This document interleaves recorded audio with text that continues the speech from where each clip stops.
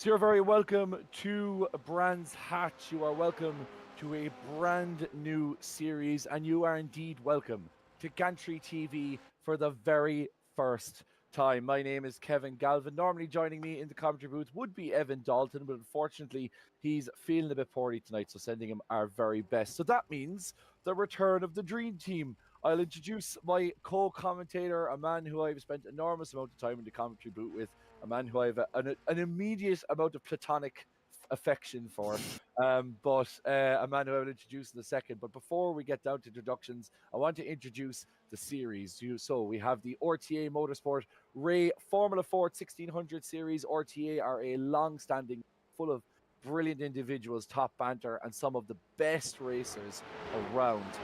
This is an 8-round series starting off here at the Indy track at Brands Hatch, a historic circuit, and we go right around the UK.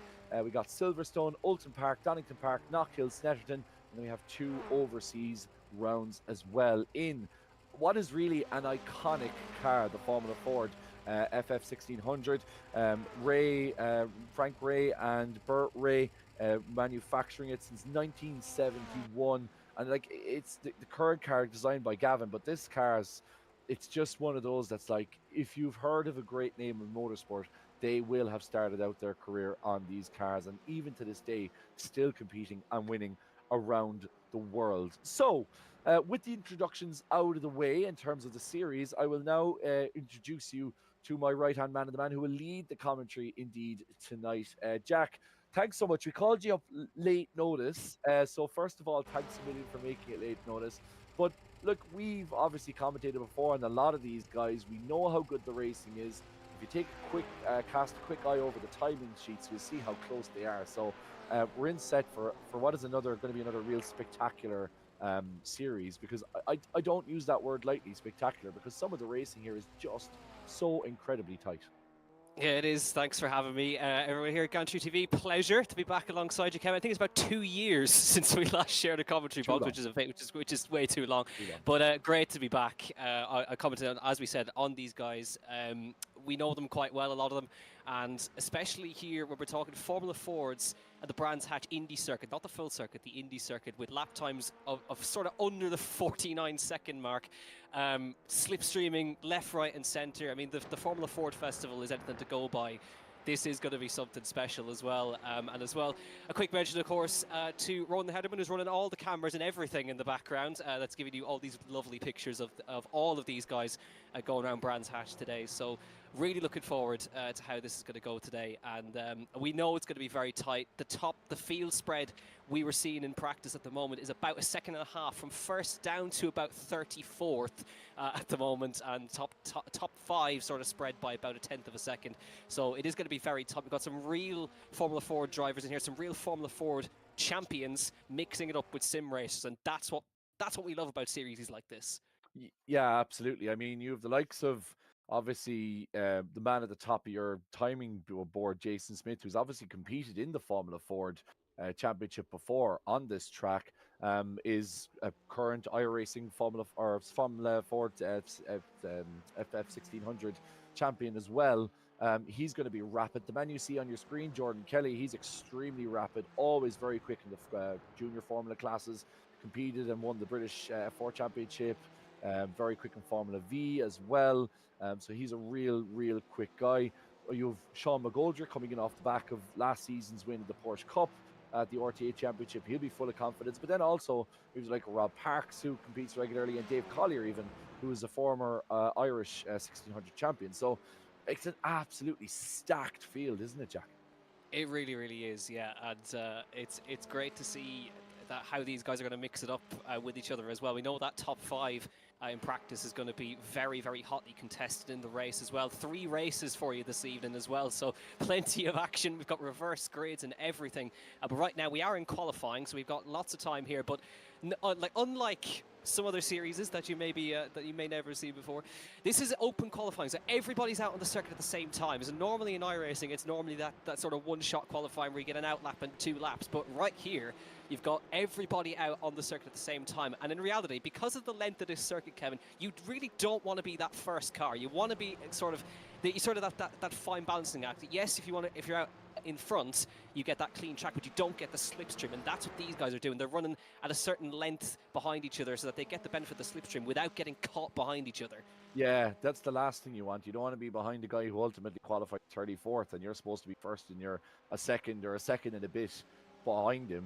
Then you're struggling to try and, you know, get that lap time in because he's holding you up. So I love this. I don't know about you, Jack, but personally, I much prefer open qualifying. I would love to see iRacing adapt it as a standard because that is what qualifying is. I mean, that's part of the joy of qualifying.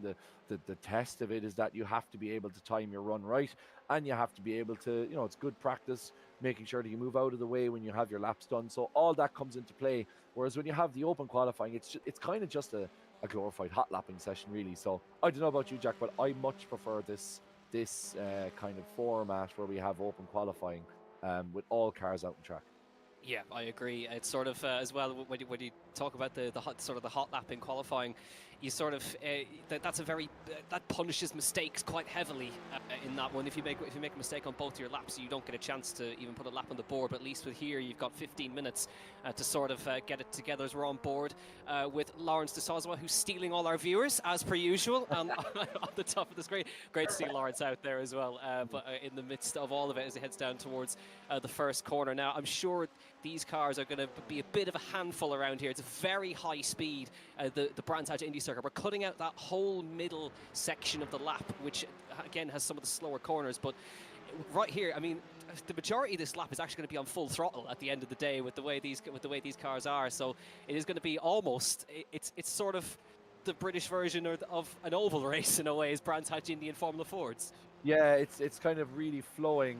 They'll be putting all of those Ford Kent 1.6 litre engines to the test. They pull 116 horses at a top speed of 141 miles an hour, which you'd imagine they will be close enough to getting when they go down the main straight. And of course, no rear or front wings on these vehicles. So like even coming down the Paddock Hill, when you're coming up over the crest of the hill, the Paddock Bend, like that's going to be a fairly interesting, scary experience for those who aren't used to that. As we see one go off there in the background, I didn't quite see who that was, but as we mentioned before, this is only just the beginning of the evening. We have a whole set of races, as Jack was outlining for you before.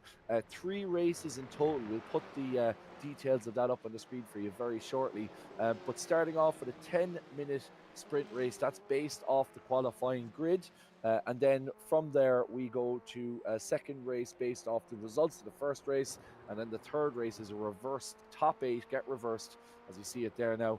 20-minute race, reverse top 8. So you qualify, you get your grid set, you finish race 1, that's the grid for race 2. 15 minutes later, whoever finishes in the top 8, they get reversed.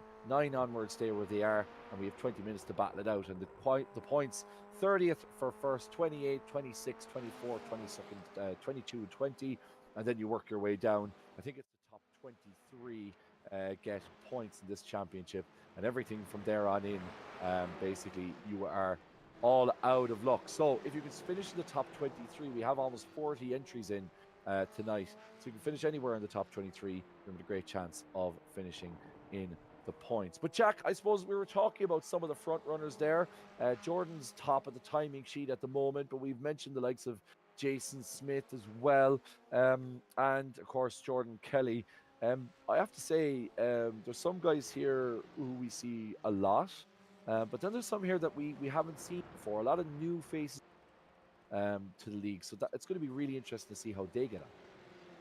It is, yeah, and that's what we like to see. Is that we like seeing that sort of, to quote sort of the old guard. We like to see them up there fighting at the front because you know that they are top quality. But we like to see the new talents mixing it up in that top area as well. Because in reality, a lot of these guys are still very young, starting out in their careers. And as we see another car take to the inroad there on the exits of Clearways, they're gonna have plenty of that in qualifying. That's the other one, I suppose, downside of qualifying is we're now already going 3 wide down the straight in qualifying. This is sort of a preview of what's going to happen in the race. Plenty of this as they head down in towards the first corner. But yeah, it is sort of these young guys getting the chance to race these sort of these champions of the current series as well. I mean, you've got plenty there. There's just cars absolutely everywhere, as you would expect here in qualifying, as we're about half distance there as well as they head down into the last few corners there. So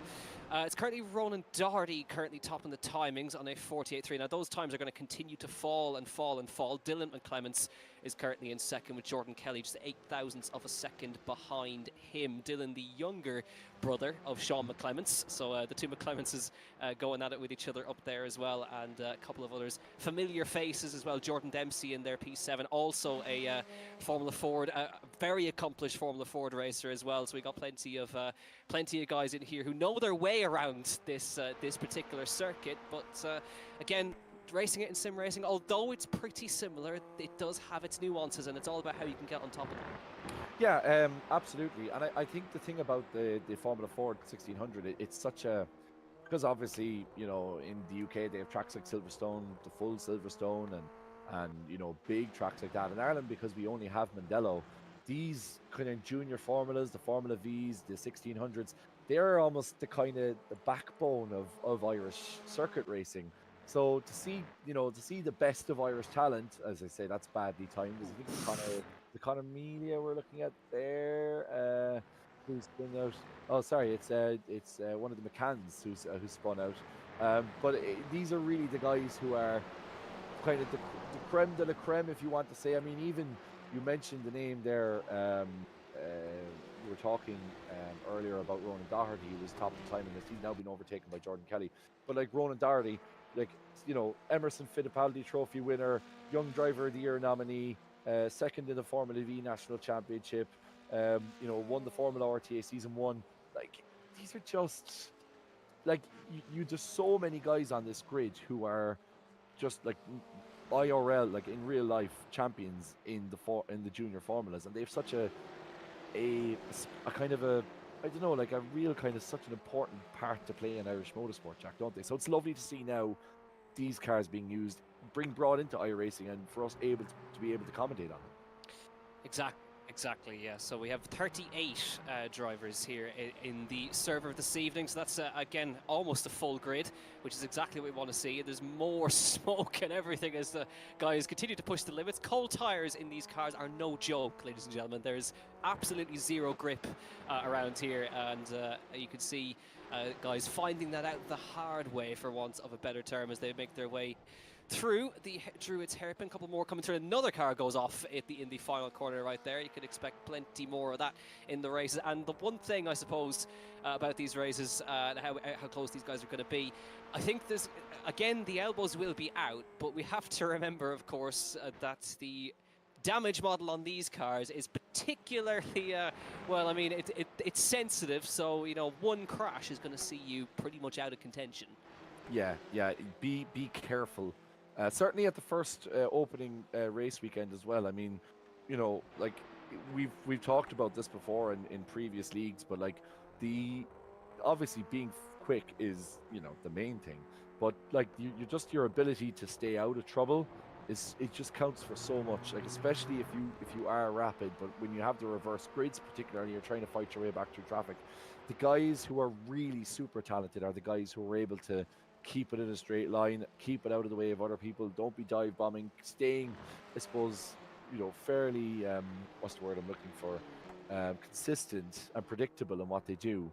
And like, it's all about staying out of trouble, because the minute you start, you know, taking risks is the minute you open yourself up to potentially losing an entire championship, because these guys are so close together. So yeah, keeping your nose clean, the aim of the game, particularly these cars when they are so sensitive. Or we're certainly not talking about MX-5s here. Like, you need to be very careful with these things. Yeah, you certainly do. I mean, the MX-5, of course, they've had their update into the new damage model, but they're still pretty tanky compared to these open wheelers. Where, I mean, if you get tangled up, I mean, suspension's gone. That's the end of your day. As we can see now, times continuing to fall. We have Jason Smith on a 48.18. Sean McClements just a couple of hundredths off of him there on a 48.193. Just behind Jordan Kelly, then 48.2. So you can see how close this is going to be. Field spread very, very tight, but it's all about then who can find that tiny bit extra as we have just a couple more minutes left of qualifying. The guys really want to use that AstroTurf on the outside of the bottom of the Druids Hairpin Hill there. You can sort of see you can go out there, but you've got to be absolutely inch perfect, because I mean the off-track system will be there to bite you. It can be frustrating at times when you try to use all of the track, but you can see the guys trying to maximize their runs, especially here as they come down towards Paddock Hill. You really want to, it's sort of a deceiving corner. You think you can take a lot of speed in, and all of a sudden that sort of thing happens as the two of them come together there. But you'll see plenty of that in the race as well. But it's sort of deceiving. You can take a lot of speed through there, but it does, the gravel trap arrives very quickly on the front of your car as you come through there. So there'll be plenty of guys trying to avoid that if at all possible. As you can see, a couple more guys making their way through. 3 minutes left, still Jason Smith by just 100th of a second, but we have seen times dip under the 48s. Yeah, we have in practice, so I'd expect to see that potentially happen as fuel begins to run out and tires are nice and toasty. But yeah, as you say, Jack, it's one of those tracks where, like, those two corners are great examples, the Graham Hill curve and the Paddock Hill. You really need to kind of have a very good idea of how the 1600s are going to react, how much, because there is going to be understeer naturally without the same amount of aero that you would in the larger Formula classes. We see somebody there taking a trip potentially to the moon or somewhere in County of Kent anyway. But you know, that ability to be able to know even mid-corner how early you can get on the throttle, like how can you push it, because you can get into that AstroTurf, but even when you start, I mean, we're looking there at one of the McGuinnesses going down the Paddock Hill bend. I think Brian McCarthy was switching around a lot, but when you see those cars going down through Paddock Hill bend, even a slight tire dipped in the gravel there, like if you don't come off that before you start getting into the grass section, then you're kind of unstable going into Druids and potentially start to lock up and cause issues for yourself there. Of course, no ABS on these things, so you really have to be so inch perfect. There has to be kind of almost a flow to it, really. It's really one of those flowy tracks, Jack, isn't it, where you're kind of, it's all about carrying as much momentum as you can, as opposed to necessarily being the latest one in the braking. Yeah, absolutely. Yeah, absolutely. You can see as well the guys, the way they're driving them. Of course, there's no front air or rear air or anything like that. It's you can see them sort of driving it with the rear in a way, because these are grooved tires, not slicks. So again, they do get up to temperature a little bit quicker, but you can sort of see them having to sort of almost steer the car in with the rear rather than the front. You kind of don't want an understeery Formula Ford. You want it to sort of step out a little bit.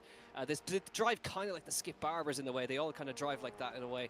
But you see Jason Smith now gets a 48.0 on the board with that previous time there, as that we end towards gets towards the end of the first qualifying session so far, with Jason Smith just on the fringes of the 47s. We've seen that in practice, 48.0. Sean McClements just behind him then, so we might see a couple more laps get into, if there's anybody else on a push lap here, but I don't think there is. Maybe Ronan Doherty might be able to get across the line, but he may just run out of time as they come towards the end. But it will be, by the looks of it, Jason Smith will be on pole for race one. He's done it by almost a tenth and a half. That's a big gap around Brands Hatch. Yeah, that is a big gap, and it's a big statement put out to the rest of the field. Very, very early on, Jason telling the rest of them, look, I'm top dog here. Don't you forget about it. There might be some seriously good racers here, but Jason is like, he's RTA championships coming out of his backside. So he's just such a I suppose an accomplished driver. I mean, like, let me just go through some of, as Ronan Hederman likes to affectionately call him, Moanbag's honours. Season 1 USF 2000, British touring car and Skip Barber, and MX5. So, like, basically 4 completely different kinds of car. There, although you might say that the USF 2000 Skippies are a bit similar, but very different also. Then you also have the Formula Ford Festival in real life as well. And as we said, the reigning iRacing Formula 4 champion. So this guy knows his way around a junior Formula class. Sorry, Jack, I've been kind of harping on there. Will I leave you announce the actual results of the quali as we go into race 1 here at Brands Hatch? Yep, so we have Jason Smith, who's on pole. Sean McClements be alongside him. Then it's Jordan Kelly and Roland Doherty, row 2. Dylan McClements and Isaac Canto make up row 3. Conor Melia, Jordan Dempsey, then 7th and 8th. Lawrence de Soswa starting inside the top 10. Good effort from Lawrence. John McDonald rounds out the top 10. You have Brian McCarthy then, P11. Peter McCann lines up in P12. Colin Carrigan then in 13th. Rory O'Shea, P13, P14. Michael McGuinness, Tony Stack then in the next row, 15th. And 16th place. So we're just about to get underway here for heat race number 1. The season gets underway at Brands Hatch Indy, and we are underway. Jason Smith will lead the packway. Great start from him as well. Beautiful launch. Jordan Kelly trying to get down the inside towards turn 1. Doherty looking to the outside as they head in towards turn 1, but an excellent start from Jason Smith. Sean McClements hangs on around the outside of Paddock Hill, and there's an exit already in the background. Jordan Dempsey may be involved in that. Conor Melia getting tangled up in turn 1 there. Jason Smith leads. McClements second, but now side by side with Jordan Kelly. Cars around in the middle. Isaac Canto is stopped in the middle of the Druids Hairpin. That is not a place that you want to get caught up, but perfect start from Jason Smith. Jordan Kelly moves to second now. Here comes Roland Doherty inside of Sean McClements. There's a huge gap back to the rest of the field now, and down to P4 goes McClements, but big tangles through there. Jason Smith got the perfect launch off of the line, and they exit lap number 1, and look at the gap back, 1.8 seconds already, but Lawrence de Soswa, big winner, goes from 9th to 5th. Yeah, it's great stuff from LD. Obviously, back in the A-League, and I'm surprised he's managed to keep such pace with the amount of names that are written on the side of his car. He must have half a kilogram in paint alone on that 1600, but he's absolutely flying and chasing down Dylan McClements really, really fast. Dylan is a very young driver, but a very, very talented one. Both the McClements brothers, 4th and 5th. So good day in the McClements household thus far. There was a lot of, I suppose, as you say, victims though as we go down. Colin Melia and Jordan Dempsey having a big one early on. So those are two kind of guys who you'd expect to be in and around there. Way back down now. Conor in 15th, Jordan just ahead of them. But as you say, like, we see a slight mistake there. That sees Andrew Murphy, I think, go down behind Melia. But we're back up at the front here, and there's a great battle now for second. But look at the gap even now between Jason Smith and Jordan Kelly. We're only into the 3rd lap, and it's already 0.8 of a second. Yeah, these guys are certainly now thinking about working with each other to try to bridge that gap back up again. That was just from that small bit of fighting on lap number 1. You could see Jason just getting away perfectly off the line and letting these guys fight amongst themselves behind. And he now has an 0.8 of a second lead over Jordan Kelly, Roland Doherty and Sean McClements, with Dylan McClements just now 2.5 seconds back.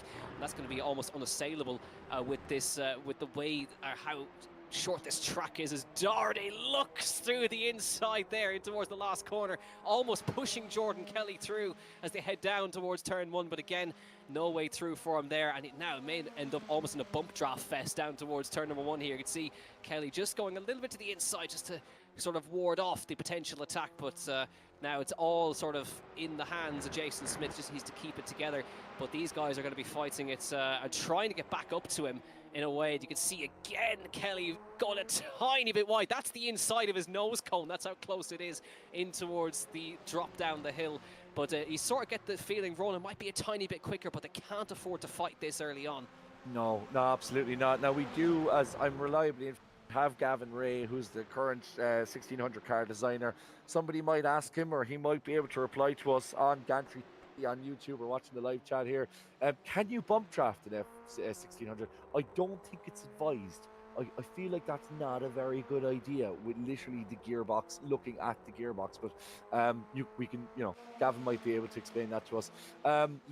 Fights way down the field as well. This is between Andrew Murphy and Jordan Dempsey. We've Ryan Smith and Aaron Dalton as well going down. Oh, that's Dempsey. Ooh, a little bit of a bump there between himself and Murphy, and Jordan is all over the back of Andrew Murphy for 13th position. But as you say, Jack, with the 10-minute race of puff smoke there in the distance, I think that might have just been a lock-up. With such a short race, it really does, like, there's so much pressure on these guys to try and make hay while the sun shines, because all of these races are equal points. So this is the shortest of them. So if you can get off to a good start in this one, it really sets you up nicely for the rest of the evening.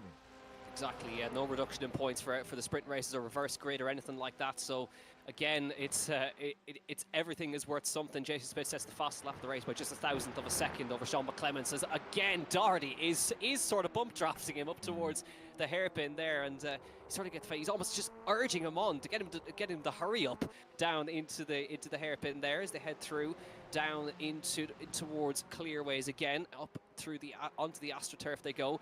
But you can see they're just continuing to build the gap. It's 3.5 seconds back to Dylan McClemens up at the down in P5. He's sort of on his own at the moment. He's actually probably having the best race of anybody. He doesn't have anybody in front, and it's a 2.5 back to Lawrence de Soswa, who's got a bit of a train behind him now. He's got Peter McCann and Rory O'Shea up behind him now, so he's going to try to fend those two off. In a good position here is Lawrence. Remember, the place you finish in this race sets your position for race 2.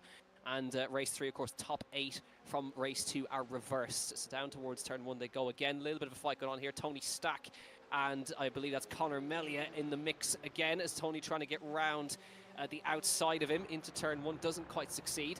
And Conor Melia will hold that P10 position for the moment. So again, a bit of a hectic start, but I think it's been quite settled after that, I have to say. Yeah, once those opening laps, and I suppose, look, you're always going to get that. You've such a bunched field going into such a high aero corner, diving down into Druids. It's always a likelihood of that happening. Just touching back on Dylan McClemens as well, our current 5th position.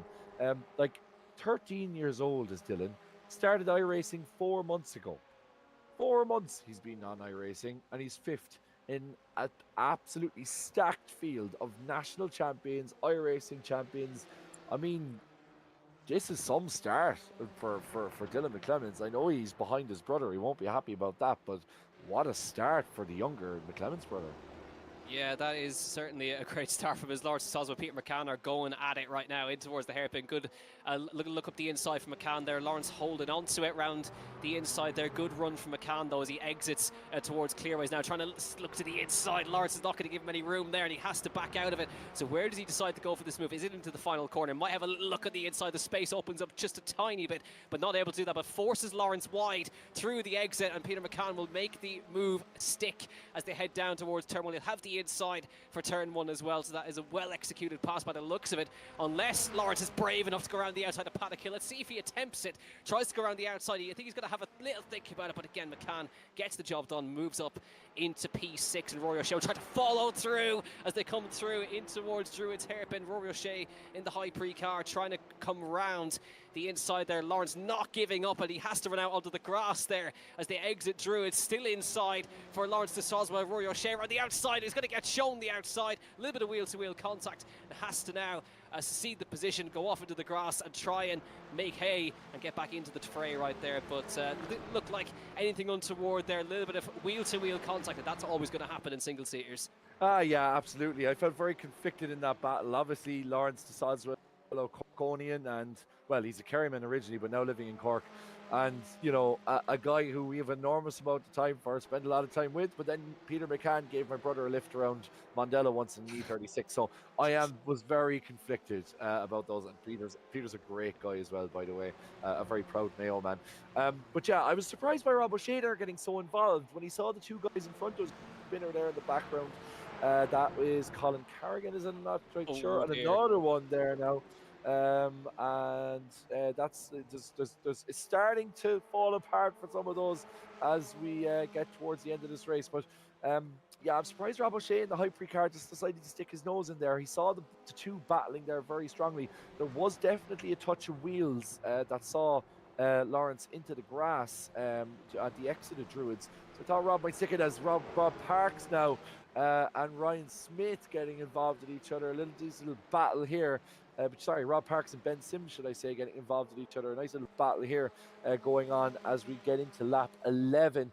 Right up the top, Tony Stack, Peter McCann in first place. And I think the timing sheets are a little bit out there because I do believe that Jordan Kelly is next up. And then a good battle there between third, fourth, and fifth as another spinner there goes off. There we are, yes. Jason Smith, then Jordan Kelly, then Ronan Doherty, then Sean McClemens, all in that battle. So I suppose, Jack, with a minute left on the clock, they'll probably go around once more. So is it a case of trying to make the move now, or do you hold off until the last lap? Well, Jordan Kelly obviously thinks Roland was going to go for it there. Had to go defensive. There's a contact made. Round they go, and through goes McClement. Says thank you very much. And that was, again, just that wheel-to-wheel contact coming through the hairpin, and that is how quickly it can go all wrong into the hairpin there for those two. And Sean McClements picks up the pieces. He'll take second place away. They'll get one more run around the circuit here, but that was, again, unfortunate coming through there. Dylan McClements might have a chance to battle with Jordan Kelly here as well. This would be great for him if he does get a chance to do so. But Jason Smith clear out front by 1.7 seconds. He will get the white flag this time as they exit onto the home straight as well, and he hasn't really looked back since the start of this race. 48.0 there on the previous lap as well, with the fastest lap of the race. So he's going to take some beating today, Jason Smith. But again, it was something I hadn't considered as well, just as we were getting back into the midst of things here with Rory O'Shea and a couple of others, Michael McGuinness and Tony Stack and Lawrence de Soswa and everybody else in between.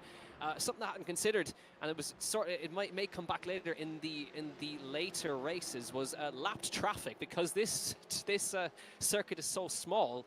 Jason Smith was actually starting to catch some back markers. There's actually one of them in the middle there, but as you can see now, dominance from Jason Smith in the opening race of the season here, the RTA Ray Formula Ford 1600 Series. Jason Smith takes the opening race, and we'll start from pole for race 2. Sean McClements picks up the pieces, finishes in second. Ronan Doherty finishes in third. Jordan Kelly, well, it looks like he's just about going to hold on for P4 there versus Dylan McClements. Peter McCann will take sixth, and then we'll wait for the rest of the field to come across. They're going very, very close together. There's the cross the line. Looks like 0.07 of a second between de Souza and Michael McGuinness for P10 and P11. But got a bit hectic towards the end right there. But, I mean, talk about driving away from the field. Jason Smith, perfect start, perfect launch, and basically just didn't look back. Yeah, I'd love to see the instant replay on that instant with Doherty and Jordan Kelly at the right there towards the end. But I feel bad for Lawrence de Soswa. He's finished behind Rory O'Shea. I wondered he'd go ahead after that instant. But LD had great qualifying, ran a very good race, and probably deserved to finish a little bit higher up in the grid. Conor Melia, however, having a great recovery. He was way down at the BA first lap, managed to make it back to P7. So a lot of movers and shakers. Remember that this race also sets the grid for race 2. But I suppose the defining moment of this first race, certainly when it comes to the top of the leaderboard, as we quickly go through, those are the that's the practice results, but we hopefully have the race results for you. But it's there you go, the winner of Jason Smith confirmed, and behind him Sean McClements and Ronan Doherty. I would love to see that Ronan Doherty and Jordan Kelly in a second if we get a chance, because you can see both of them finishing 7 seconds behind. And then Dylan McClements, Peter McCann, Conor Melia, Tony Stack, Rory O'Shea, and Lawrence de Soswa. And then Michael McGuinness, Andrew Murphy, David Prunty, Dave Collier, a former national Formula Ford 16 champion as well in 14th, John McDonald, David Freeman, Rob Parks, and Ben Sims rounding off the top 18. But no time to wait. We're off and going. We've a jump start there for race 2, it seems. And there's somebody going straight down the middle. That won't be favored me. Straight into the back of another car. This is all very hectic as Jason leaves us off into the opening round. I don't know who that was who to start. I think it might be, is it Michael Indy? I don't really want to be proportionally blame on anybody until we see it, but definitely one of the cars jumping the start very early there, and that will be most certainly a penalty. A little bit hectic, but a relatively clean start other than that. That was David Freeman. Freeman it was who jumped the start, and to be fair to him, made quite a few places, but I suspect he'll be giving them all back, Jack. Well, what I loved about Dave's jump start there is that he just kept going. He didn't stop. He just said, well, I may as well keep going now. So again, it looks like most got through unscathed right there. So Jason Smith got a good start again. Ronan Doherty second, Jordan Kelly third, Dylan McClements, Peter McCann, your top 5 as they cross the line again. But Doherty not letting Jason Smith get away this time. They fought hard last time, so now trying to stay with him as Mount Melia looks up the inside of McCann into turn 1, makes the move stick. Good move from Conor Melia there, and moves himself into the top 5, trying to recover from a poor race 1. McCann trying to stay with him on the inside, not able to do so. But now Jason Smith again, perfect start, but this time he doesn't quite have the luxury of clean space behind him, because Ronan Doherty is filling his mirrors this time. Yeah, Ronan Doherty all over the back of him, and I suspect Ronan, you know, he's a long time on the game. He loves a good Mikado stick, so I'm reliably told. So maybe if you just dangle a box of those in front of them, the Yo Mikado snacks or the chocolate Mikado snacks, yeah, dangle a box in front of those, and he should be able to chase it quickly. So yeah, I suspect he might have learned his lesson from race 1.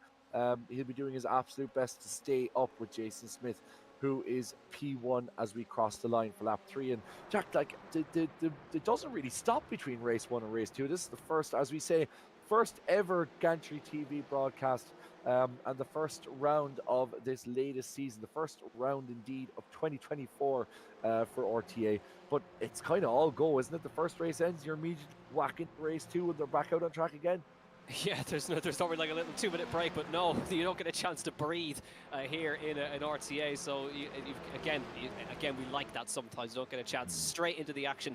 15-minute race here, and remember the top 8 from this race will get reversed for race 3. So keep that in mind. So currently Michael McGuinness holding reverse grid pole position, and we do love a good reverse grid race. It really likes it. It really shows that if the cream will rise back to the top afterwards. Jordan Kelly fastest lap of the race, and I think this is going to be a bit closer this time. Here we go. Jason Smith on the defensive against Ronan Doherty in towards the hairpin now. And remember, this didn't end well the last time Jordan Kelly and these two went together. Jordan Kelly now trying to find a gap to go through here as they come down at the bottom of the hill. Smith will hold it for now. Kelly with the switchback move again on Doherty as they head towards the final corner, in towards clearways. And he might be able to just slot in front here as they come through, and he does. So Jordan Kelly timed that to perfection, makes his way up to P2 now. And again, nicely done from the reigning British Formula 4 champion. Great to see. That is absolutely textbook from Jordan Kelly. The switchback through the Graham Hill bend.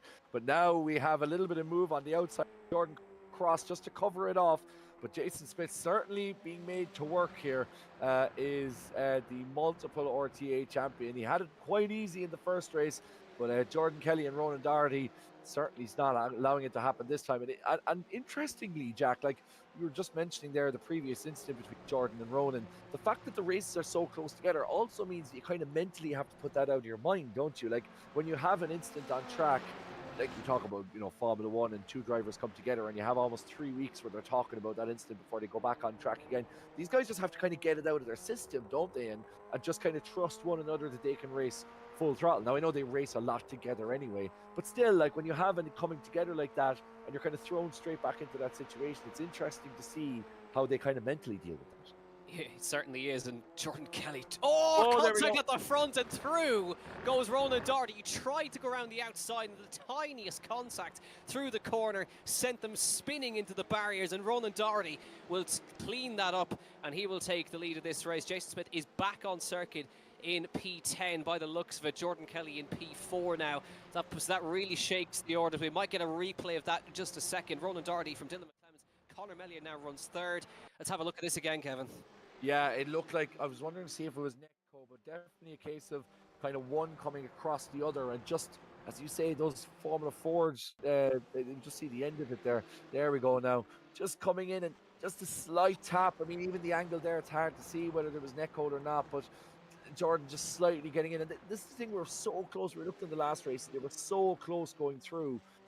It's very hard to time that perfectly, and they're really, really on the edge, and these cars, you know, they're open wheelers, and it is likely that wheels can get locked together, and that can things like that can happen. But I feel very bad for Jason Smith. He ran a great race in race 1, and really you can't apportion any fault to him. I mean, in fairness, this one is on Jordan Kelly. It's up to him as the chasing car to make sure that if he's getting in there, he does it cleanly. Yeah, it is, and that's actually the first lap tonight that Jason Smith hasn't led, so that just shows you how much dominance he's been in today. But again, he's back circulating P8. He's made up 2 positions, and Jordan Kelly's now back in third again as McCann makes his way past Conor Mellion now as well. He's up to P4, so good stuff from Peter McCann, trying to fight with him now as he comes up the inside. There he goes into P4. So Ronan Doherty now has a chance, but McCann very wide into Paddock Hill Bend. That might open the door for Conor Mellion to get back up the inside again into Druids, and he does do so. So again, just a little bit too much speed into Paddock Hill, and quickly the move changes back around again. But Jason Smith trying to make a recovery here. He's back on the tail of Lawrence de Soswa and Rory O'Shea in P6 and P7, so that he'll be looking to make his way through again. Jordan Kelly trying to bridge the gap to the top 3, on board now with Jason Smith, and I think he'll be happier, relieved that he actually didn't end up with a race-ending damage there. That was a high speed off at Paddock Hill, but looks like his car is sort of unscathed. Yeah, he seems to have managed to keep it relatively well together, in fairness to him. Has Jason. We're looking at Conor Melia now in that ongoing battle between himself and Peter McCann. And Conor described himself when we give the drivers an opportunity to tell us a little bit about themselves. And Conor led with the one word, which was sexy. I would attest also stupid, because Conor was the only one who filled that form out 4 times. So great work there, Conor. It once was more than enough, but look, we appreciate your enthusiasm. Hello as well to Chris McCann in the YouTube chat, who says 2 voices I haven't heard in a while. Absolutely, it's great to be back, and Chris is back after a 2-year absence himself, so great to have him back involved in the series. And Jack, it's just nice to be back doing it, isn't it? I'm just going to take a slight pause just to acknowledge the fact that we're back commentating on these guys again. It's been too long. It really has, yeah. It's great to see some of these faces again, as we can see a move being made towards Paddock Hill. Briefly, we'll interrupt that moment as De Soswa trying to fight off Sean McClements in towards the first corner. McClements trying to get back in the fight here up the inside of Lawrence De Soswa, and he might just do it, and he does indeed get the move done. But yeah, it's great to see, great to be back doing this again. Great to see a lot of these names again, and even just hear names like Chris McCann, or who I would refer to as Spaceman. Remember that time he got sent to space in the BMW? He still hasn't come back. Hope you're all right up there, Chris. But Jason Smith back up to P6, so he's on a great recovery. Problem now is, though, he's got a 1.7 second gap to try and bridge up towards Peter McCann. But even so, the fact that he was backwards in the barrier at Paddock Hill, dropped to P10, he's already back up to P6. So again, possibly thinking tactically as well. You can see, look how sideways Rory O'Shea was there. He was trying his best to hang on to the car there, and I think he'll be happy that he only lost 1 position rather than the whole, rather than his whole sort of left side of the car right there. That was almost rally style in towards turn 1 there from Rory O'Shea. But with a capital S, absolutely. Yes, look at Robert Clemens. I mean, he's made up now just 2 places as we've watched him, but he's chasing down little brother Dylan. 4 months on iRacing, 2nd in the race. It's astonishing. I'm astonished. I'm retiring. Clemens. Yeah, I know. Yeah. No, we need you for Daytona. Don't, please. We don't have enough people. Thanks as well on the live chat. You can it's also subscribers only chat. So subscribe to us, Gantry TV. Look us up on YouTube. You'll find us there. If you look up Gantry TV, click live on the filter and subscribe to us. You get an opportunity to talk to us. Theodora Kamarasu. I don't know, is Theodora a family member or a partner of Conor Melia? But she says he is very sexy, but yeah, also stupid. So, yeah. On one hand you give it, on the other you take it away.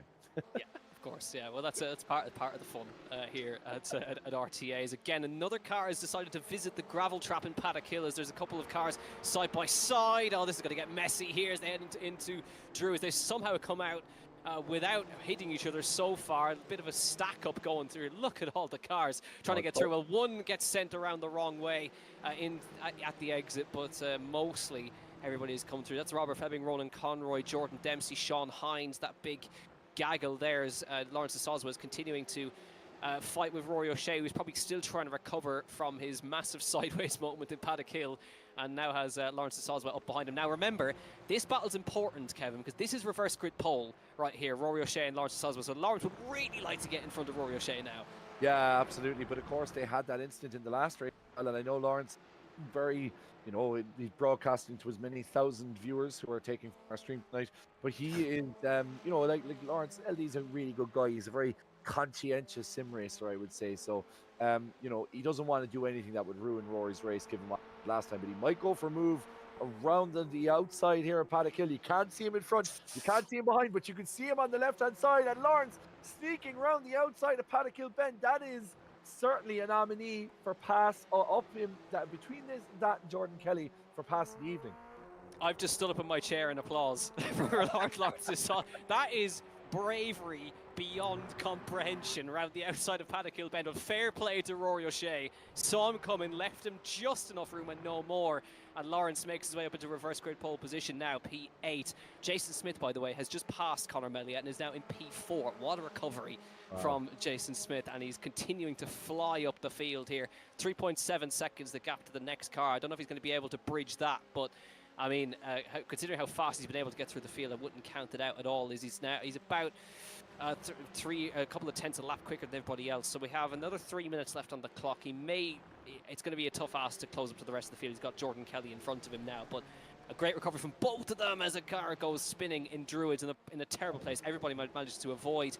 That's Philip Upson, who's just staying out of the way. That's probably the worst place you could try and get yourself into right there on the apex of Druids, and eventually he decides to tow back to pit lane there to get himself out of the way. But since that instance in the early laps, I mean, Ronan Doherty has sort of just been driving his own race up front. He's now 2.3 seconds in the lead. Yeah, 2.3 seconds, and look, no sign of holding back. Just again profited from, as we saw from Sean McClemens in the last race, just profited from a bit of an incident behind him. And oftentimes that happens, Jack. I mean, we've seen it plenty of times where there's 3 cars involved, and the last car is usually the one who, if they can just hover back a little bit and watch it unfold, benefit from what's going on. Lawrence de Soswa and John McDonald now. Lawrence has dropped back, John getting ahead of him, so John now looking to press on to see if he can get reverse grid pole, which as it stands is going to Rory O'Shea. Conor Meliat now, and that is Sean McClemens behind, having a ding-dong battle. And is that Jason Smith and Jordan Kelly up ahead? Maybe there's a lap traffic ahead. It's hard to see as Sean tries to go around the outside now. Can he get the job done on Melia? There's 3 abreast going down into the Paddock Hill Bend, and McClemens is around the outside. He's going to do a Lawrence Soswan. He has a car entering the track though. Oh, that was very close. I don't know who that was. It's probably lap traffic trying to come back onto the track after an incident. But Sean, threading the needle there. That was a fellow Sean Hines, almost making himself the protagonist, the accidental protagonist in a battle that wasn't his. But yeah, great work by Sean McClemens there, going around the outside, making it happen as Dylan stays in second, but he's being tracked very closely by former RTA champion Jordan Kelly. This is a kind of a coming of age, isn't it, for the young McClemens? It is, and you can see now how much lap traffic is at play here, because all of those cars in front are all lapped traffic, and you see Jordan Kelly personal best of that previous lap, as was Dylan McClemens. He's on the pace of the leaders at the moment, but Jordan will want to get back up into P2. Is he going to think about it here? He's trying to follow the traffic through, and we'll see now what he's able to do. Now he's got the switch back on the exit of Druids, dropping down the hill he comes again. Will he try around the outside? Actually, Dylan was mature enough and backed out of it, knows that's not really his fight, and drops down to 3rd place because he doesn't really have anybody behind. He's 4 seconds in the next car, and this next lap will be, by the looks of it, the final lap around here. So again, this is good stuff from him there. Jordan Kelly recovers back up to P2. Dylan McClemens holds 3rd, Jason Smith in 4th, and has brought the gap down by about 7/10 of a second. White flag this time by Ronan Doherty's not had any trouble out the front, and sets a personal best on that lap as well. Does a 48.165 as he continues around to take what he would hope to be the first win of his season so far, race number 2. And currently reverse grid pole still in the hands of Rory O'Shea as we end this one, but there he is in P8 with Peter McCann just in front of him. So again, 2 races where we've had incidents decide the top positions here, and well, Ronan Doherty going to be the beneficiary, and he will take, by the looks of it, and clean as you like, he stayed out of trouble, and he'll come around the final corner. He will take race 2 here in Brands Hatch Indy. Ronan Doherty takes his first win of the season. Jordan Kelly will hang on to 2nd, recovery after the incident. Dylan McClemens an excellent 3rd place for the 13-year-old. Jason Smith recovers excellently to P4. Sean McClemens, Conor Meliat, Peter McCann and Rory O'Shea will take reverse grid pole for race number 3. So plenty of action in both races, Kevin, but reverse grid, I think, settle in. Yeah, get your popcorn. If you have time to make it, of course, because it's probably the next race will start immediately. Yeah, so we'll have a small break, so we're being reliably informed. So you will have a chance to to maybe pop the kettle on, but turn the volume up and keep us on if you're casting us to a TV. Remember, Gantry TV is where you want to be on YouTube. We are watching the live chat here, and you can subscribe to us, get involved as well. Yeah, Jason Smith though. I mean, it's great drive from Ronan Doherty, of course, but Jason Smith. I mean, really, I know we've talked about him a lot this evening, and I don't want to focus on the one person, but what a recovery drive! I mean, spearing off to the left hand side of Paddock Hill, I pretty much thought that was his race done, but to come back and to finish in fourth position, really super stuff, Jack.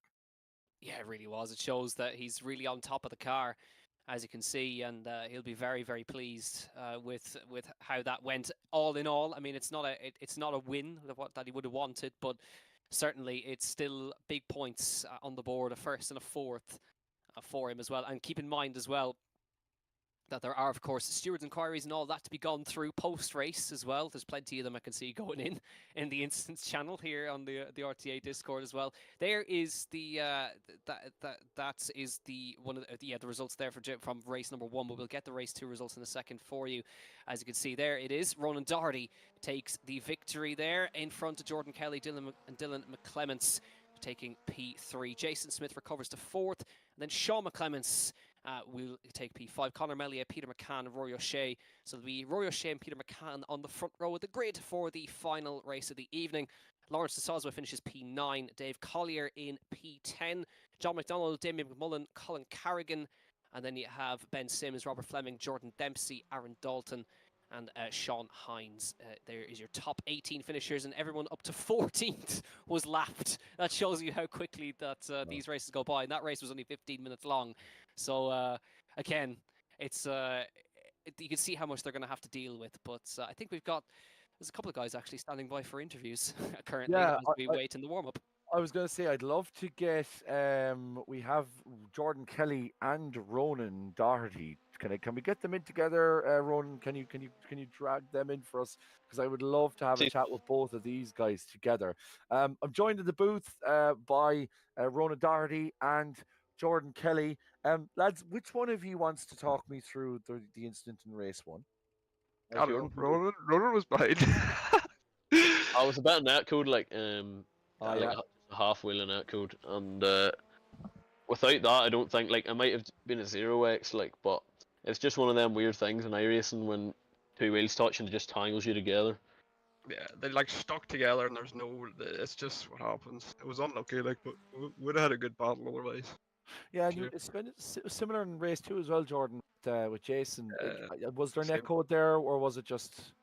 Yeah, Jason said it was netcode. I look back and it just seemed to whenever you touch wheels again, it just seems to lock the two cars together, and one car's going off, and that's kind of the way it happened again. But hopefully we can stop that happening this time, or we learn from our mistakes more like it. Well, I mean, you guys are well used to these, I suppose, junior formulas generally. Ronan, first of all, congratulations on your win in race 2. It's really close though. I mean, Jason kind of took off a little bit in race 1, and then I don't know. Did anything change in race 2? Was it that the fact that you kind of worked together a little bit more, or it seemed like he wasn't able to pull away in the same way in race 2? Well, race 1, I was just sitting in behind Jordan because if we fight, we're just going to lose the 2. And I don't know what Jordan was doing for the first 4 laps. I think he was eating jammy Dodgers in the apex. But after that, it was a bit better. But he had a few little moments. But the second race, we were both driving better, and Jason didn't really get that gap at the start, so you can't really pull away with the 2. Then he made a mistake to let us try and pass him, so that was kind of how that came about. Jason's quick and easy. He'll be a weapon now in race 3, I'd say. Yeah. So I can say it. So jammy Dodgers, not Mikado sticks, Ronan. That's the Mikado sticks just make her grip up real well on turning. So that's the secret, is Mikado sticks. All right, so on that note, we'll let you go back as there's only a couple of seconds left. Thanks, Jordan. Thanks, Ronan. Good talking to you again. Cheers. There you go. Mikado sticks on front or rear. I suppose you'd want them on the fronts, wouldn't you? Because you were saying. Is that illegal? But that's past scrutineering. I don't know. We'll have to ask Gavin if that's something that you could do on these cars. I just glue a load of Mikado sticks onto the front tires so that the fronts will grip, the rears will stick out. Yeah, that's good to hear from the lads. As always, didn't seem like there was anybody really apportioning blame. Interesting, even Jason kind of said, look, probably netcode in race 2. So hopefully it's something that we can avoid kind of going forward, because that netcode, look, it is always an issue in iRacing, but I suppose it kind of affects the formula because of the fact that they're open wheelers. It does tend to affect the junior formulas almost more than any other. Yeah, it does. So, well, I mean, you talk about the wheels getting stuck together. Maybe got jam on them meeting the jammy Dodgers. Anyway, race 3. We've got the reverse grid on for this, fortunately, the final race of the evening. But this was going to be a really good one. Rory O'Shea starts on pole with Peter McCann next to him. Conor Melier and Sean McClements on row 2. Then it's Jason Smith starting in P5. Watch out for him. Dylan McClements as well starting in P6. Jordan Kelly starts in 7th, and race 2 winner Ronan Doherty starts in P8. They've got Lawrence de Soswa and Dave Collier rounding out the top 10. So Dave Collier, a good job to get himself back into the contention here. P10, John McDonald starting P11, and Damien McMullen with a good start in P12 there. Colin Carrigan in 13th, Ben Sims in 14th, Robert Fleming, Jordan Dempsey, Aaron Dalton, Sean Hines, Tony Stack, and Wingfei Chan inside the top 20. Then you have Michael McGuinness and Jamal Gandour in P21 and P22 respectively. But no time to get through the rest of them. The reverse grid, the final race of the evening, is underway, and Rory O'Shea will try to keep that lead in towards turn 1. Good start from Peter McCann as well. Conor Melier inside of Paddock Hill as they run down for the first time 20 minutes of racing as they go 3 abreast up towards Druids. Looking at Jason Smith finding the gap and shoots the chute and goes through into 2nd place. What a move from Jason Smith, and he moves up into P2 right now, chasing Rory O'Shea. Peter McCann and Conor Melier in P3 and P4. Jordan Kelly trying to find some room right there, but at the end of the first lap, Jason Smith is already all over the back of Rory O'Shea, and that is certainly one of the moves of the season. He's already trying to make his way through. He is not hanging about here, and he's trying to make his way through. He might find the gap as well. Rory O'Shea's all over the shop on the exit of the final corner, and it only took one single lap. He started in P5, and he now leads at the end of lap number 1. Jason Smith, a hat tip to you, sir. Oh my God! And to be honest, I don't blame Rory O'Shea one bit for being all over the place on the exit. Oh, that's a big accident. That's Jordan Kelly. It is Jordan Kelly and Conor Melier involved in that. So Kelly once again involved in an incident, involved all 3 races today. I can only imagine the kind of language that's coming out of Donegal, the County Donegal at the moment, as all the cars run wide there, including Rory O'Shea, and now that's going to allow Peter McCann to come down the inside, and he is going to make that move as we approach clearways here. McCann go around the outside. There's a bit of a hold up as well as Dylan McClements gets stuck behind, Sean McClements, should I say, gets stuck behind Rory O'Shea, and he has Ronan Doherty behind him for company as well. But yeah, what was I even talking about? There was so much going on in that lap. Jason Smith, unbelievable. Talk about intimidation. If you have a guy coming from 5th and he's on your rear end, I'm definitely going to be put off by that. I don't know about you, Jack, but Peter McCann now leading a train all the way through, but this could be another Jason Smith domination show, it seems. Yeah, it's going to be very hard to beat him now, isn't it? He's basically gone. 1.4 seconds up the road. Sean McClements trying to make his way past Peter McCann on the outside. It's very tight, and he does make his way through. Nice move from Sean McClements. And Ronan Doherty, race 2 winner, trying to make his way through on Peter McCann as well. He may just do that, and he does. And again, he continues to fall down the order slightly. Once you're out of position, it's very hard to try and keep those positions as McCann slots back into P4. Now 1.7 seconds. Jason Smith is gone up front, and he was opportunistic as you like in towards turn 1, backed out, got the switch back up towards Druid, stuck it up the inside of 2 cars, and then by the end of the lap, straight through on Rory O'Shea, and he will now take the lead of this race, and he's again going to be very hard pressed to be beaten tonight as they head up the hill again. McCann trying to hold Dylan McClements behind, and you got Rory O'Shea and Lawrence de Soswa on the back of that train as well. Dave Collier leads the second train there of himself, John McDonald and Damien McMullen, with Jordan Dempsey also on the back of them as well. And then it's another a couple of seconds back to the next sort of little train there. But I mean, what a job from the top guys there. And again, but Jordan Kelly again getting caught up in an instant. He needs to get off the jammy Dodgers. Yeah, I'm telling you, he's not so jammy Dodgers after all. It's very unjammy Dodgers. Yeah, I'd love to go back and see once we get an opportunity. I'm sure we will go back and have to try to see this play out. There's another overtake there. I think that was Sean McClellan on Peter McCann in the background. But yeah, we go down into the paddock hill bend, and there's Jordan. We'll just go back and have a look at it. So Jordan going off there in the background. We'll have the benefit of our instant replay cam, and it looked like Jordan was the a little bit of a touch. That's Conor Melia touching the back of Jordan Kelly's rear tire in a very similar-ish to the one we saw, but I don't know if there was neck code necessarily there. It's just, Jack, that just the nature of the corner and the fact that it's such low aero tolerance on these cars means that, you know, if you take a slightly inside line, you get inside somebody. It's very hard then not like to almost pull out, isn't it?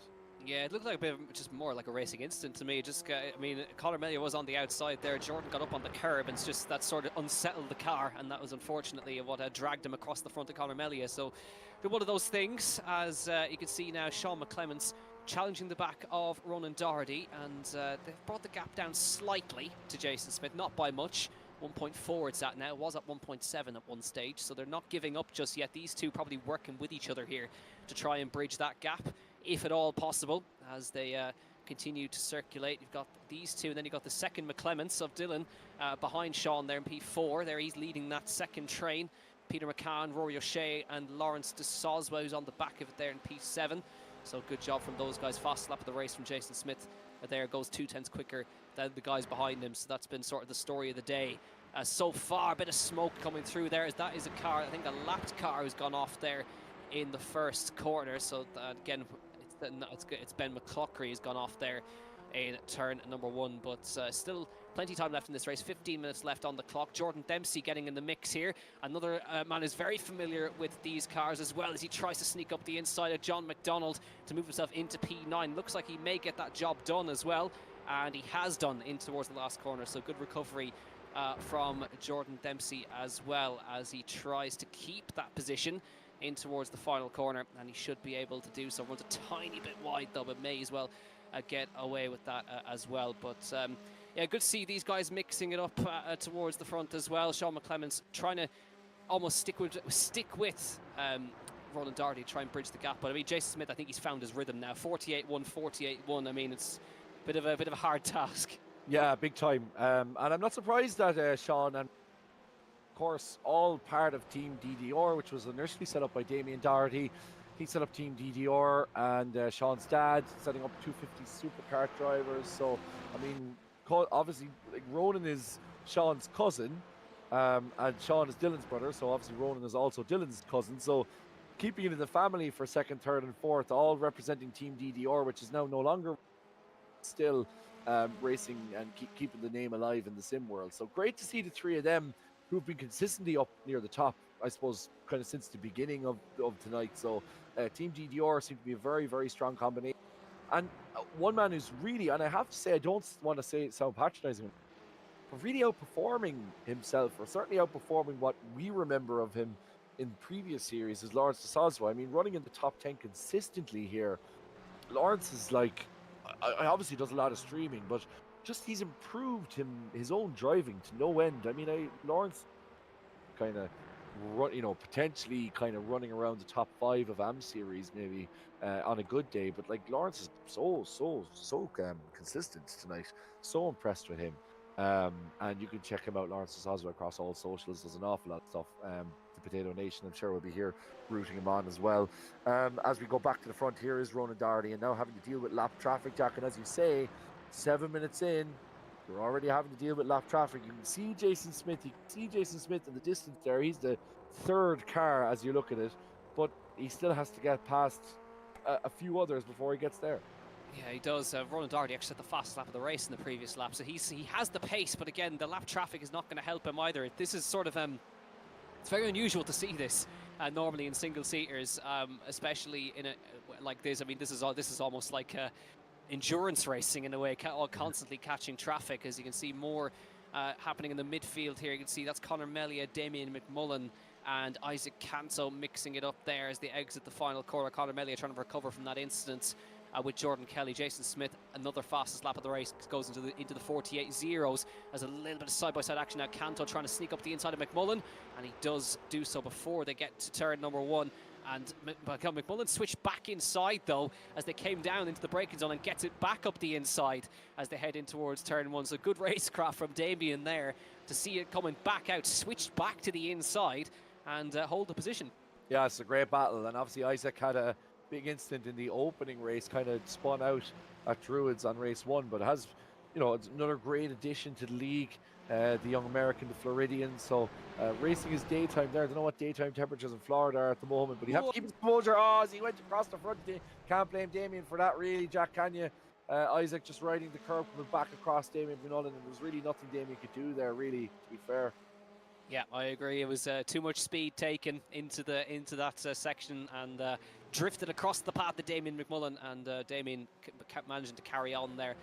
Nonetheless, so unfortunately that'll drop him back a couple of positions, but again, for some of these guys this will all be learning curves for them as well, as we're on board now with John McDonald, who's chasing down, that I believe is Dave Collier in front of him as they exit towards Clearways right now. Yeah, it is Dave Collier in the classic Statoil livery on that car as well. That's almost a hark back to rally. Wasn't there an Escort Cosworth that used to have a Statoil livery on it like that back in the day? But it's I love the Statoil scheme on that car as well. Great to see it. Another fastest lap for Jason Smith. Car off that, I think Sean Hines actually in the gravel trap in turn 1 there, and he's having a bad old time of it at turn 1. That's the second time. He's struggling with that corner big time. It almost came back out across the track again in front of Sean McClements. It seems like every time Sean McClements is in a battle and going around that corner, he has Sean Hines to contend with. But no, manages to make it through cleanly. Just a reminder as well, thanks again to our sponsors, Ray Racing. I mean, look, they are the guys who make this car. They are the original makers. As always, Lawrence is battling a fierce battle here at Rory O'Shea. The two of these going at it bumper. Well, I say bumper to bumper. There are no bumpers in these cars, but if they had bumpers, they'd be bumper to bumper. As Rory in the high free in number 81 comes up the inside, it looks like he's going to make that stick in these Formula Ford 1600s. And one of the things that say that I was actually glanced down at my notes, didn't quite see that, Jack, but it looked like Rory got tangled up with Lawrence going around the outside. Yeah, I think I couldn't quite attribute blame there, to be totally honest. I think Rory was trying to go around the outside and make the tiniest bit of contact, unsettle the car. Round it went, and we can have a look at it, I think, in just a moment, and have a look at what happened there as we go back on our instant replay function here. And you'll see in just a moment, you can see the smoke there, but I think it was on the entry, Lawrence doing his signature move around the outside. Let's have a quick look at it again, and tries to carry the car. Oh, I think Rory was a little bit unsettled going in anyway, into the corner, trying to hold the position. That's a bit of a tricky one because he looked like he was crossed up already going into the braking zone, and again, just a tiny bit of contact sent him around. But unfortunate. But Lawrence holds the position and moves into P6. What that has done, that's promoted Jordan Dempsey into P7, who's making good tracks through the field, has to be said, in P7, and getting up on the back of Lawrence Soswa, who's in P6 as well. But Jordan as well, a fellow Mullingar man, so keep going, Jordan. Have to love a bit of Mullingar. We get Niall Horan in here next now, it'll be absolutely flying. That's the second time those two have come together tonight as well, so maybe Lawrence will be losing a subscriber. We'll have to wait and see, as Sean McClements is all over the back of Ronan Doherty. But I agree with you, Jack. I think the guys are working together now. There is a 2.5 second gap, so it looks like after all the moving and shaking, Jason, barring some sort of disaster with lap traffic, is home and hosed, as they would say. But like, it's going to be interesting to see how long Sean holds off on his cousin. I mean, we are post-Christmas. They don't have to have those awkward conversations when he comes over for Christmas, so he does have time before they meet up again. As Ronan going, as you say, Jack, steering the back out, and kind of the back almost kind of follows or should I say the front almost follows the back, really, in that way. And as Sean is staying on the gearbox but not making a move yet, as a lot of movers and shakers. Rory O'Shea seems to be out of the race. Rory may be too much damage. That's a real disappointing one. Dave Collier also is there, or might just be the standing tree. We must wait and see. But that's John McDonald going through there, and that's for eighth position, if I'm right in saying. It is for eighth position. Is Jordan Dempsey all over the back of Lawrence de Soswa. And Lawrence been involved in a couple of incidents, just to see how he turns this one out. But Jack, I mean, look, I have to say, I know there's lap traffic, and I know it's very, very busy. But I think the Indy track in Brands Hatch is really. I'm saying the Formula Ford Festival takes place here, but really superb venue. The Indy track suits it perfectly. It does, yeah. It's as we say, it's almost like an oval race with the amount of slipstreaming and moves that happen across a short race like this. And where else are you going to get so many lapped cars in the way down into this section here? As Jordan Dempsey goes up the inside of Lawrence de Soswa, and that's P6 for Jordan now. As Lawrence will try to get back at him here in towards Druids, trying to go wide, look for a switchback, possibly a car on the inside there. Looks like it's a lapped car, but no way through for Lawrence there, and I don't think he wants to get involved with the car. Jordan is pinging around a little bit with the internet connection, so he'll probably want to just stay as far away from him as possible as they head in towards the final quarter. But you can possibly use him to try and bridge the gap as Conor Melia. These guys are really scrapping hard here. John McDonald, Dave Collier, as they all try to make their way through. That is a lapped car in the middle of them by the looks of it, and they're trying to stay out of the way into the final corner. Very tricky to try and stay out of the way there, but they all managed to get through unscathed by the looks of it. But Conor Melia trying to keep Dave Collier behind him. Lap traffic in the middle as they come through, as they enter Paddock Hill again. Only 5 minutes left on the clock here, and we'll see if there's going to be any more surprises. But by the looks of it, Jason Smith is still in full control up at the front of this, as they again for the forced move there from Conor Melia, desperate to get through on the car in the middle there, and does do so, but you can see again wide moment as they come through. But now I think the elbows are out now. 5 minutes might have been the mark, Kevin. Yeah, maybe that was the call. 15 minutes on the clock, and Sean is looking at his pocket watch while he's driving the time to make it happen. Ronan getting a little bit squirrely there on the entry. Paddock Hill bend, he could have easily fishtailed into the left-hand barrier, but managed to keep it together. It's all over the back now of Sean, with Sean McClements into second place now, then Ronan Darty, then Dylan, who's dropped off a little bit. He was 0.8 of a second behind Sean, but he's dropped off quite a bit now since, as we look at this battle for second place. So Sean, then Ronan, then Dylan, then Peter McCann, who had a great start, obviously finishing very high up in the reverse grid, but holding well himself. As Jordan Dempsey now has just popped ahead of Lawrence de Soswa and Conor Melia as well. As it's all going on really here, Jack. Like there's moving and shaking all across the timing tree. But if you look at the gaps here, even just looking at that battle between Dempsey and de Soswa, big gaps for Jordan Dempsey, really starting to get a handle on Lawrence de Soswa, and obviously making that move last lap.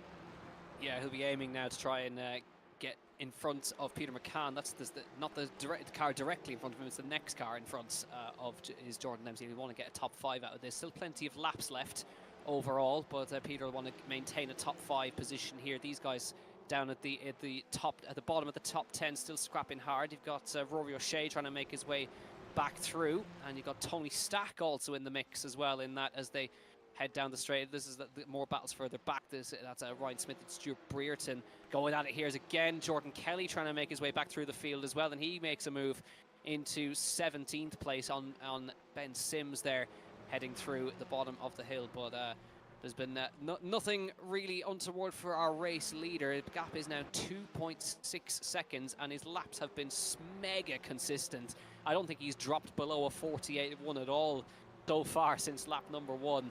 And now is having to make his way through the lap traffic. This might be the only lap that he drops below a 48.1, as there's a really heavily damaged car on the inside of the final corner there.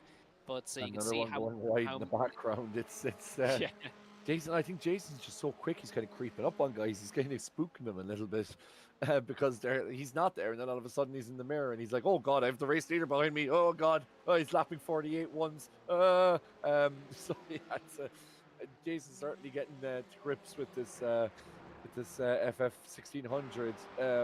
As you say, it's been around a long time. As Ronan tries to go down for a move down the middle, down the outside, sorry, of Druid's Glen. But like it's Sean holding him off well, despite the fact that he's lap traffic in front of him, and this could be an opportunity for Ronan, as though the lap traffic does well to just stay out of the way there. I think that might be Colin Carrigan.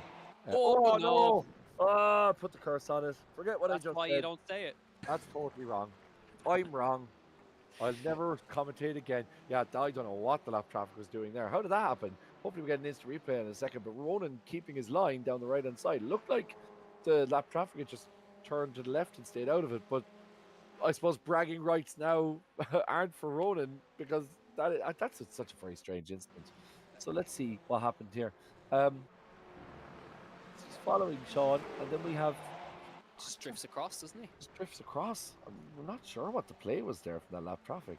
That certainly the stewards won't be particularly happy with that. I can tell you that much.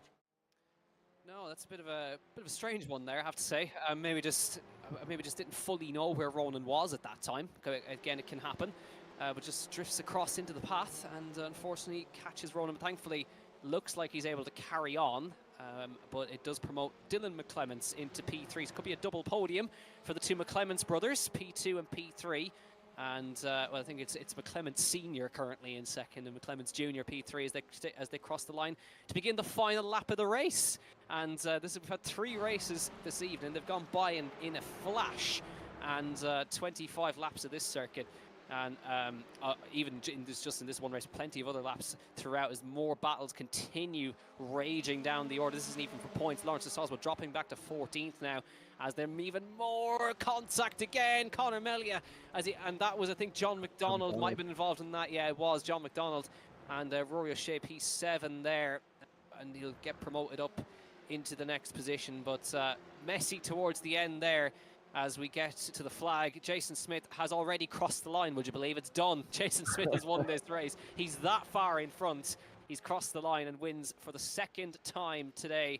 And it'll be Sean McClements and Dylan McClements who take a double podium for the McClements brothers. Ronan Doherty, he'll be very displeased, but he'll be finishing in P4 nonetheless and does a 48.0 in retaliation on the final lap as well. Peter McCann will cross the line for P5 at the end of this race, and then it'll be Conor Melia, Rory O'Shea, Dave Collier, John McDonald and Tony Stack, your top 10 here in Brands Hatch Indy. Jason Smith, 2 race wins this evening. Reverse grid, it didn't even take him a lap to lead at the end of the reverse grid. Incredible scenes from him as well, and a great recovery drive in race 2, so huge haul of points for him.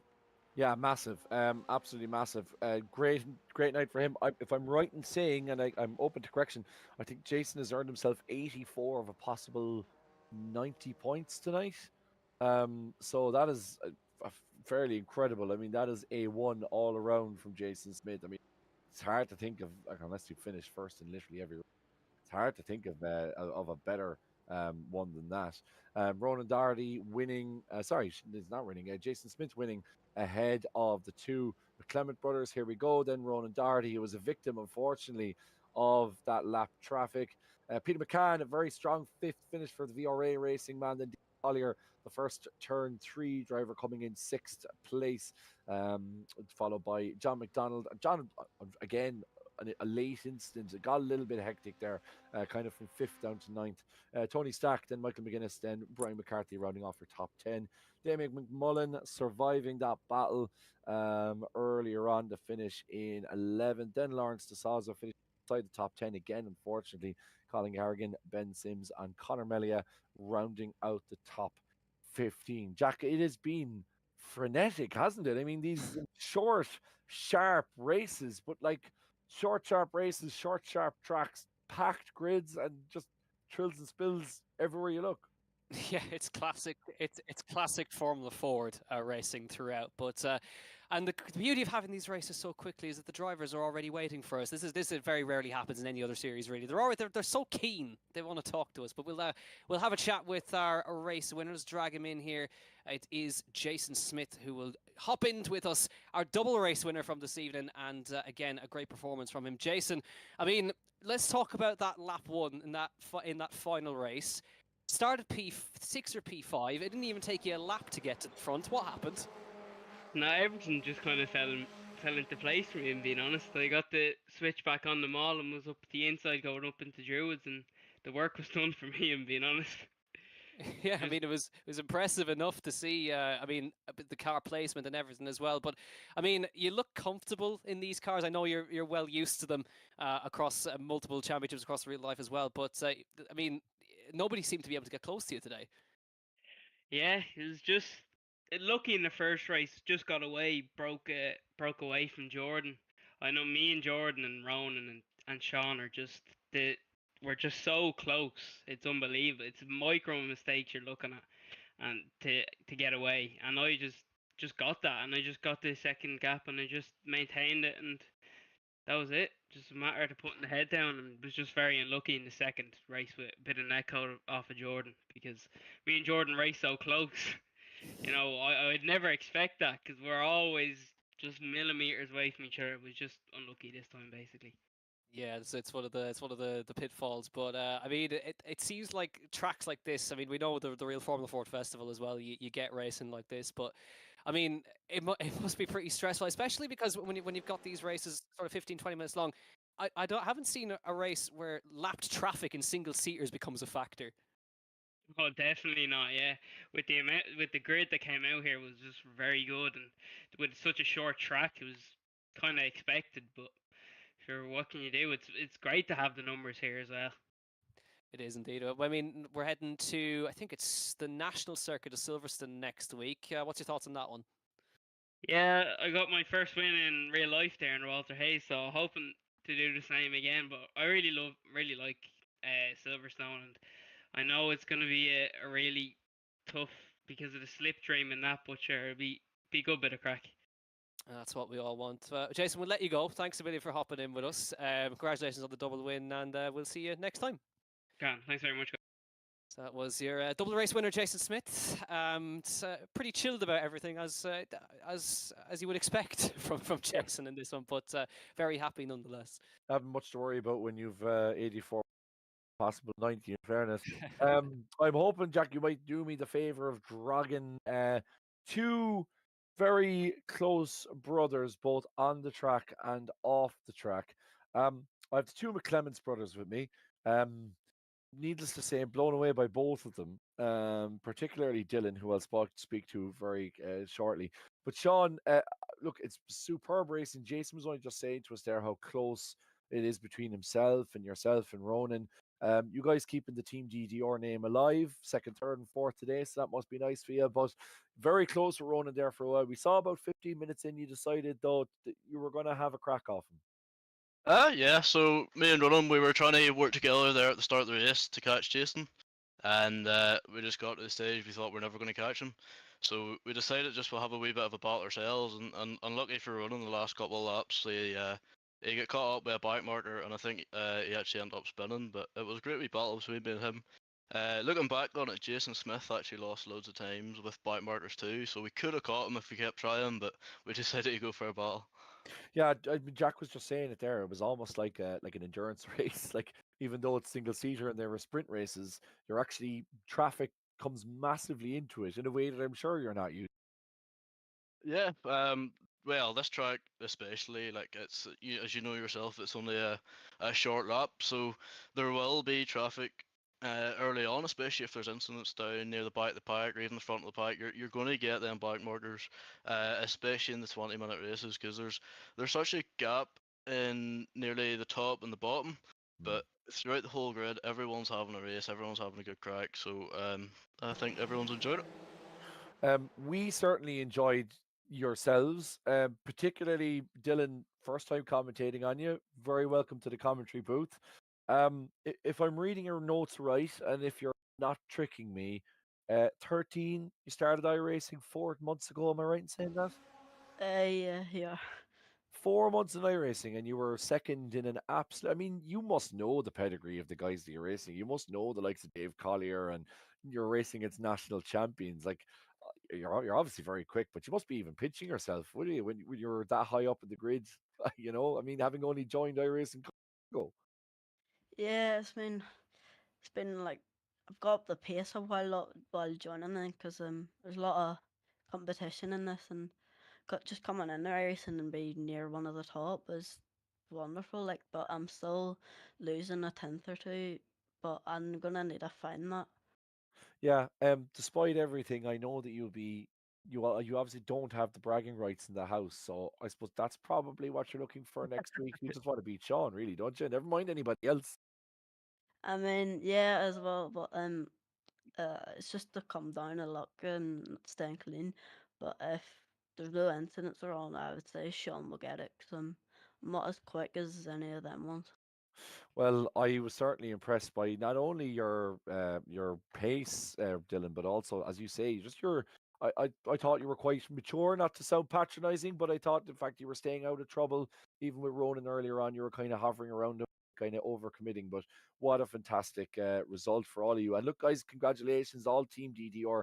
We spoke to Ronan earlier, but yourself, Dylan, Sean, and Ronan, up near the top, and we'd expect to see you guys up there for the rest of the season. So congratulations. Thanks, guys.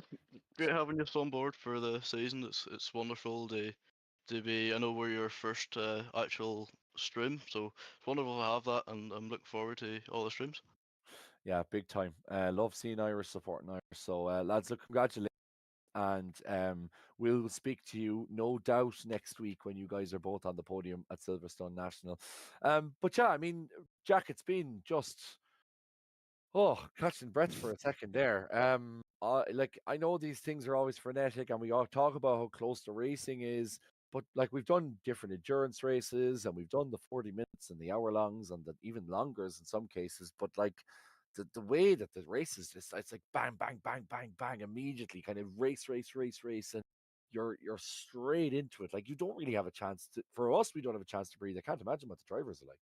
No, especially between race 1 and race 2. Whenever about the 5 minute break between 2 and 3, with the straight into another race straight after race 1 is hard going. But I mean, they get a break. We don't. We haven't had a break since we started. We've been going for an hour and a half. But it's been great to commentate these guys again. It's been a long 2 years of not being able to do it, so it's fantastic to be back. And it's great to have a full Irish team here, an Irish championship with an Irish broadcast team as well. Myself, who's filling in. I'm only filling in this week. Evan Dalton, of course, hopefully be back to normal service. Kevin as well, and Ronan, who's working so hard in the background on all the cameras and laughing and giggling at jokes we make in the background. Well, I did that to make us feel better, probably more than anything. But he's working very hard, and we wouldn't be able to do it without Ronan. No, and doing a massive amount of work, even just getting us kicking this off with Gantry TV and everything. And thanks so much to everyone who watched our first ever broadcast.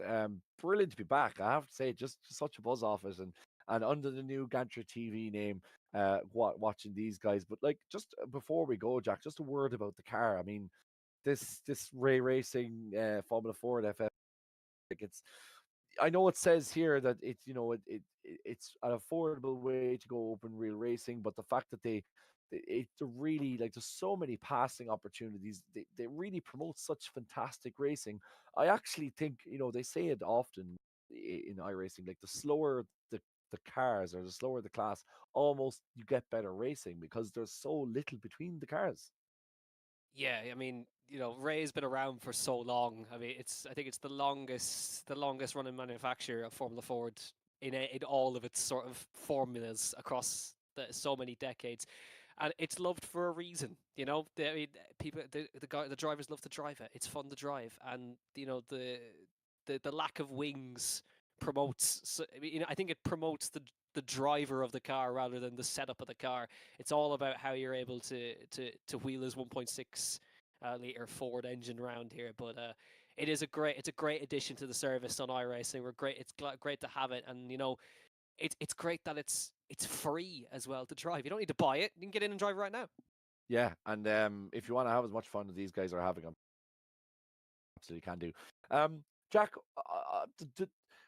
like, you're the guest here, right? I mean, I say you're a guest. I mean, I feel like we're a bit over the course of the season, but we were asked to nominate a driver of the day. I'm gonna find it hard to go beyond the man that's at the top of the timing sheet there. Have you any other nominees other than? I mean, it's a hard one.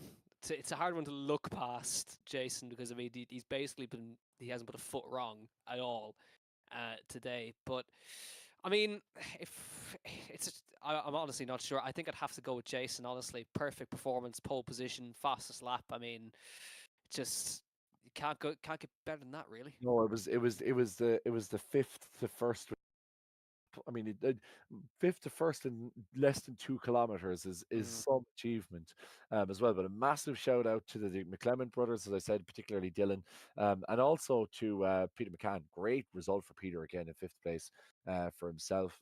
Lawrence, it was a kind of a case of could have been, but wasn't quite for Lawrence de Sazua tonight. Had put himself in some great positions, but just couldn't quite get the results on the night. But yeah, I mean, it's the first of, as we say, an 8 race calendar. We're off to Silverstone next Tuesday evening, and then it's Oulton Park, Donington Park, Knockhill, Snetterton, Ledendon in France on the 13th of February. Just a very romantic way to finish off just before we head into Valentine's Day. I'm finishing off then on the 20th at Phillip Island over down under, if anywhere. But yeah, 2 overseas rounds to finish off. But Jack, it's all set up now. Jason is the man to catch, so he'll have a target on his back next week at Silverstone. He certainly will, and just before we wrap up, a big thank you to Rob Parks as well, who's again the man who makes it all happen at the end of the day. I know he'll be very humble about it, but again, big thanks to Rob Parks for allowing us to broadcast the races for us as well. It's a great honor, and again, a big thanks to him for all his work in the background and all the admin staff and everybody.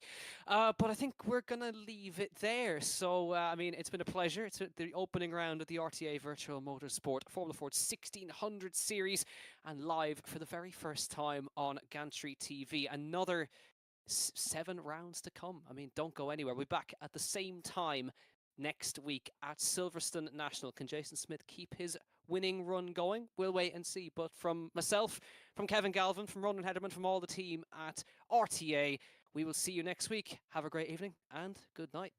Slán go fóill.